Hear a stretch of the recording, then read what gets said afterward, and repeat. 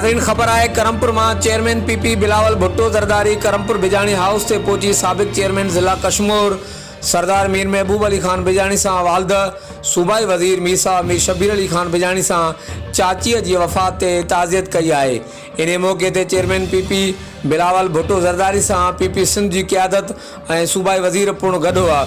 PP chairman ज़िले कश्मीर जो एक ॾींहं वारो दौरो मुकम्मल करे वापस रवानो थी वियो। कैमरामैन टीम से Gaddu Javed Usman Bijarani, JDN web news Karampur.